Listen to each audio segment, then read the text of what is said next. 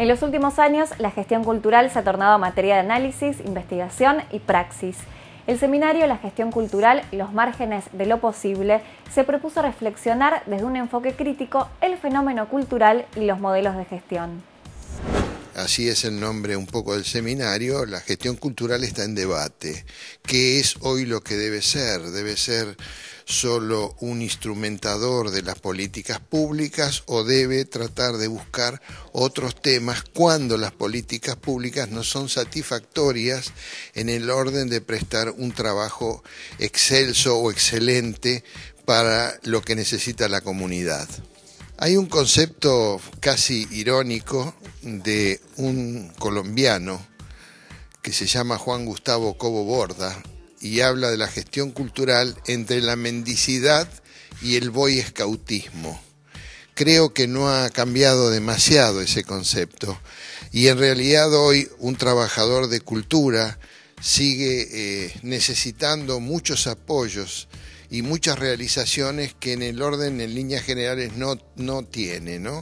Hoy las partidas culturales en líneas generales, en virtud de la crisis, etcétera, etcétera, que ya conocemos, no cuenta con los recursos necesarios y esta es una tarea que en realidad es porque generalmente no se le da a la cultura la centralidad desde el punto de vista de gobierno que debería tener. La gran preocupación que tenemos es algo que desde el punto de vista teórico se llama el no público.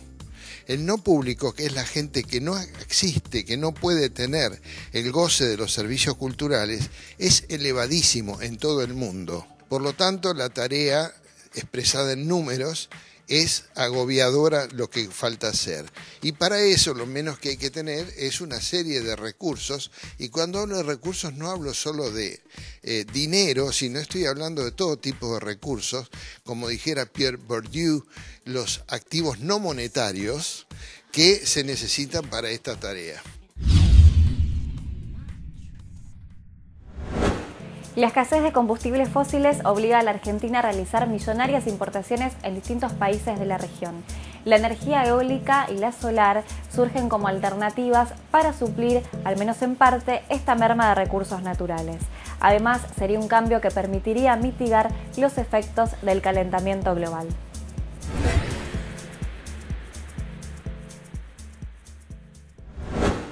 En menos de 50 años, el mundo duplicó su población, concentrada sobre todo en los grandes centros urbanos.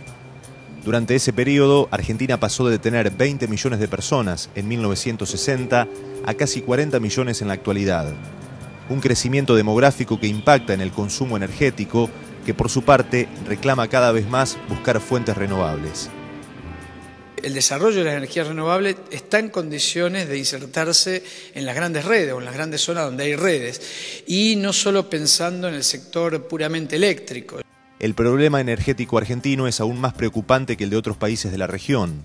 Un informe de la Secretaría de Energía de la Nación confirmó que las reservas comprobadas de gas natural disminuyeron en 2009 un 5% respecto al año anterior y se ubican en 379.000 millones de metros cúbicos, que es la mitad de las disponibles al comienzo de la década. Las fuentes agotables se están agotando, pero hay muchas reservas a nivel mundial. Particularmente nuestro país está en una situación muy comprometida. Más que a nivel mundial, nuestro país ha agotado gran parte de su reserva en los últimos años. El petróleo es otro de los combustibles fósiles que más impacta en la vida diaria de los ciudadanos, que debido a su escasez y la obligada importación del crudo, ven aumentar el precio de la nafta cada vez que van a las estaciones de servicio. Las actuales reservas de petróleo argentinas se ubican en los 398.000 millones de metros cúbicos. Al ritmo actual de consumo, se estima que el petróleo argentino se agotará en 11 años, mientras que el gas en tan solo 8. Nosotros vamos a tener un problema nacional con este tema de los combustibles. Nosotros agotamos más del 40% de las reservas de gas, por ejemplo, en los últimos años. Con lo cual vamos a ser, en pocos años, en 7, 8 años, vamos a pasar a ser importadores de energía. Analizamos que en la provincia de Santa Fe hay más de 250 localidades entre municipios y comunas, la mayoría pequeñas, que no tienen gas natural. Y allí se podría implementar un proyecto de incorporación de calefones solares para calentamiento de agua que disminuiría notablemente la utilización de gas envasado, mejoraría la ecuación económica de los hogares que lo utilizan, ya que esto, una vez amortizado el equipo, que se logra en 3-4 años, tienen el resto de la vida útil del equipo un ahorro neto en cuanto al gas que dejan de utilizar y, por supuesto, un ahorro en la utilización del gas a nivel nacional. En este marco cobra cada vez más importancia la necesidad de comenzar a implementar lenta pero sostenidamente fuentes renovables de energía, como la solar o la eólica, que permitan hacerle frente tanto a la estrechez de recursos naturales como a mitigar las consecuencias del calentamiento global producido por la emisión de gases de efecto invernadero.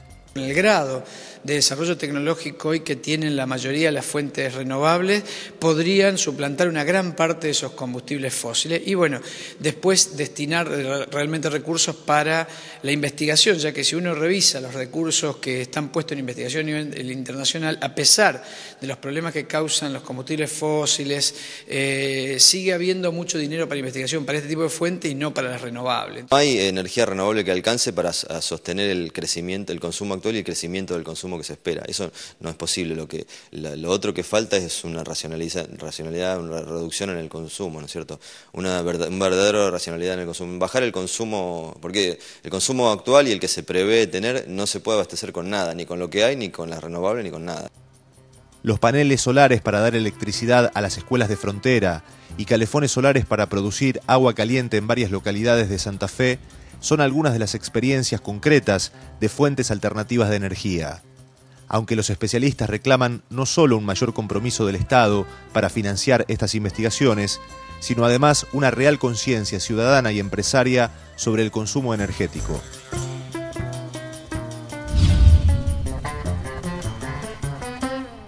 Postítulo de Formación Universitaria en Gestión de Negocios Internacionales, con articulación a Licenciatura en Gestión de Negocios Internacionales. Facultad de Ciencia Política y Relaciones Internacionales, UNR. Radio Universidad 103.3, la radio de la Universidad Pública. Posgrado, especialización en Comunicación Digital Interactiva, construyendo conocimiento colaborativo en red.